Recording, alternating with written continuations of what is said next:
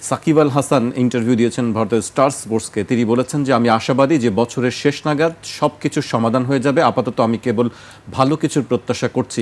একটা বিষয় নিশ্চিত, আমাকে বাংলাদেশে ফিরতেই হবে। প্রশ্ন শুধু এটাই যে কত দ্রুত সম্ভব। তবে আমি আশাবাদী যে বছরের শেষ নাগাদ আমি ফিরতে পারবো। ঠিক কিভাবে তা ঘটবে আমি জানি না, তবে আমি সত্যি আশাবাদী। পেছনের দিকে তাকালে মনে হয় অবসরের পর রাজনীতিতে আসা হয়তো ভালো হতো। সেটাই সম্ভবত আদর্শ পরিস্থিতি হতে পারত। সাকিব আল হাসান রাজনীতি করতে চাইতেই পারেন। তিনি বলেছেন যে তার এটা উনি যখন খেলোয়াড়, আমি অত্যন্ত কঠোরভাবে বিরোধিতা করেছিলাম।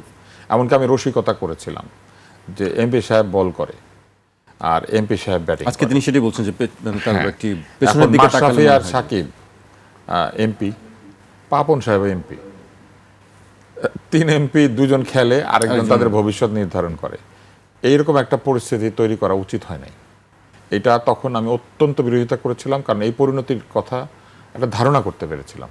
কেননা এটা কখনো হয় না যে আপনি সরাসরি রাজনীতিতে যুক্ত হয়ে যাবেন, আবার একই সময় খেলাধুলা করবেন।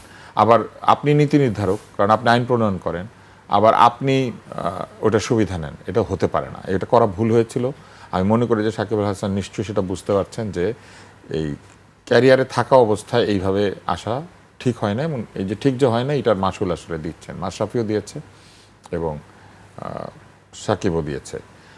অবশ্যই রাজনীতি করার অধিকার সাধারণ নাগরিকের আছে, এবং উনি যদি রিটায়ারমেন্টের পরে রাজনীতিতে আসেন, ওনাকে বাধা দেওয়ার কোনো যুক্তি আমি দেখি না। ওনার যদি কোনো ফৌজদারি অপরাধ থাকে তাহলে উনি সেটা আদালতে উনি সেটা মীমাংসা করবেন। আর ওনার যদি অন্য কোনো তার বিরুদ্ধে অপরাধের কোনো নমুনা থেকে থাকে, দুর্নীতি বা অন্য কিছু, এমন কিছু যেটা উনি প্রমাণ করতে পারেন, উনি আইনগতভাবে মোকাবিলা করবেন। রাজনীতি করতে গেলে যে ভুয়া তো হয়, রাজনীতি না করেও তো আনিস আলমগীর ভুয়া মামলা খেয়ে বসে আছেন, তাই না? অনেকের ভুয়া খায় তো। কিন্তু উনি যে আশাবাদটা ব্যক্ত করেছেন এটা আমার ভালো লেগেছে, যে উনি দেশে ফিরতে চান, উনি দেশের জন্য খেলেছেন। আমি তার খেলাকে খুবই শ্রদ্ধা করি। আমি মনে করি যে খেলোয়াড় হিসেবে উনি যখন এই যে অভিযুক্ত অবস্থায় ছিলেন, তখন ওনাকে প্যারোল দিয়ে হলেও যে কোনোভাবে হলো, মানে আইনের কি প্রক্রিয়া আছে আমি জানি না, কেননা উনি না খেলায় ক্ষতিকার হয়েছে, ক্ষতি হয়েছে আমাদের বাংলাদেশের। আমার টিম আরেকটা মেডেল পেলে, রেকর্ড বুকে মনে করেন কোনোদিন লেখা থাকবে না যে সাকিব আল হাসান কয়টা মামলা খেয়েছেন বা কি, কিন্তু লেখা তো থাকবে উনি সেরা বিশ্বের অলরাউন্ডার। তার পাশে কি লেখা থাকবে? তার পাশে লেখা থাকবে বিএনপি, তার পাশে লেখা থাকবে আওয়ামী লীগ, তার পাশে লেখা থাকবে জামাত, তার পাশে লেখা থাকবে বাংলাদেশ। বাংলাদেশের ফ্ল্যাগটা থাকে, বাংলাদেশ লেখা থাকবে। তামিম ইকবাল যে লর্ডসে আছেন, পাশে কি ওনার বাবা মায়ের নাম লেখা আছে? পাশে লেখা আছে বাংলাদেশ।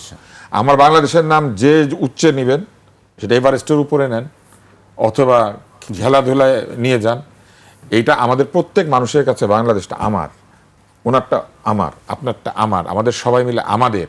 ওরকম সাকিব আল হাসানের মতো একজন খেলোয়াড়, উনি আমাদের এবং উনি আমাদের বিশ্বের।